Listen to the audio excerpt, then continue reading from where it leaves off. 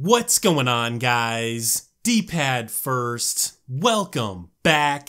And I just wanted to give my take on, I am a little late with this, the whole Destiny 2 30 frames a second, even on the Scorpio thing. I think the developer did say in the one interview that they weren't ready to talk about what was happening on Scorpio, but then maybe it came out that it was going to be 30 FPS across all platforms or whatever, and then we're hearing stuff like parity, and it's the PlayStation 4's fault, it's the PS4 Pro's fault.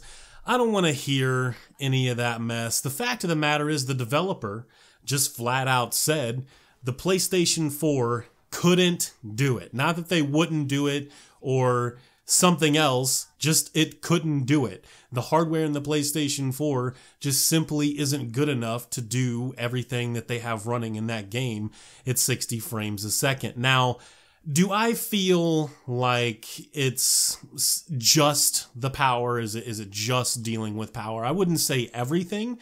Sony does have the marketing deal with Destiny. And even when there's like a Destiny 3, I don't see that changing. I guess time will tell. So they have the marketing deal with the game. I'm sure that's playing a huge role in Sony saying to them, we don't care how powerful that Scorpio is, you're not making that game 60 FPS on that machine.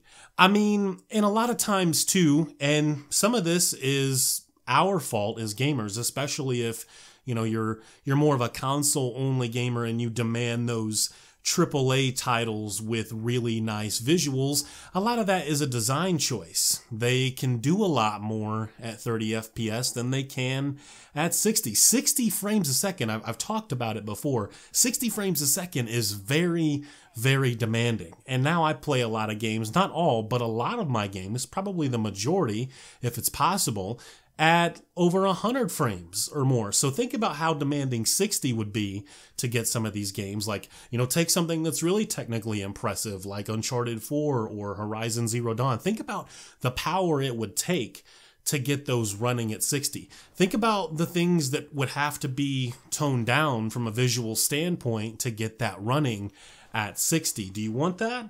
I mean, really, that's, someone mentioned on Twitter yesterday or the day before, and I've talked about it before, I think what would be cool is if it became just a little bit more like PC, where they give you guys options and allow you to turn off, you know, 5 to 10 settings or something, turn one on, turn one off, whatever the case may be, put it to high, put it to medium, whatever the case, something like that, something to that effect. So if you would rather sacrifice a little bit of the visuals to get better performance, you guys would have that option, but they're not allowing for that yet. So we're just kind of stuck with what we're stuck with.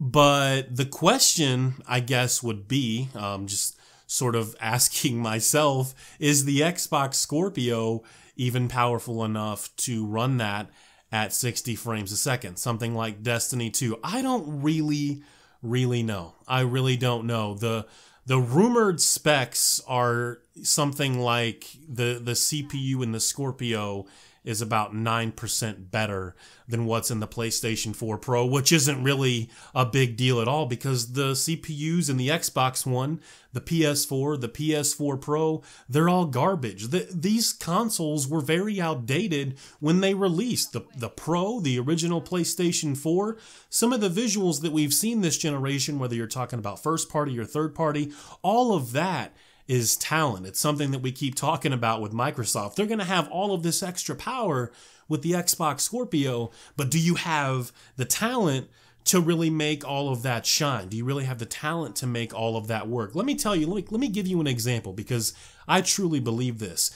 If you put some of Nintendo's better developers on the OG Xbox One, right? The one that came out in 2013, or even some of Sony's better developers, if you put Naughty Dog on the original Xbox One, I think they make games that look just as good as Uncharted 4, and possibly, depending on the game and the direction of said game, maybe even better than that. Like, that's the kind of talent, like to squeeze every little bit of juice they can out of these machines that Sony and Nintendo have and Microsoft do not have. I mean, there's just some things in games that are very demanding, and, you know, they did talk about that. Some of the developers from Bungie did talk about, like, you know, physics simulation and, you know, all these animations and things happening at one time. We see that in a lot of games and more and more. And I said that this was going to be the generation where we did see a lot more of that happening. There would be a bigger focus on, you know, doing better with animations and physics and stuff like that. One game that comes to mind for me, it's very demanding, and if I'm not mistaken, it's the first game to use the NVIDIA flex effects, is Killing Floor 2. All of that blood, all of that extra blood that you get when you turn that on, it looks really nice, right? I've always said that the NVIDIA PhysX stuff or the flex effects and that, it's pretty cool, but it's also very gimmicky. You can tell that all of that stuff in any game that it's in is kind of thrown in at, you know, kind of the last second and not something that they put a huge focus on, but it's still kind of pretty to look at, right? But it's very demanding. A lot of times not really worth the performance hit. Like, I play Killing Floor usually at around 130, 140 FPS. Don't really drop too much below that. Kind of depends on how much action is happening on screen. But turn those flex effects on, you can see the drop. I mean, seeing the drop go from like 140, 130, 140 down to like, you know, 70 or 65 or something almost feels like it dropped down to like 30 or something, because the drop is so much and it's so demanding. I mean, games are just, they're getting more demanding, and the developer flat out said again that it couldn't do it. The PlayStation 4 could not do it. Whether that's true or not, I don't know. Again, giving you guys options to turn things up or down or on or off, I mean, that would be helpful.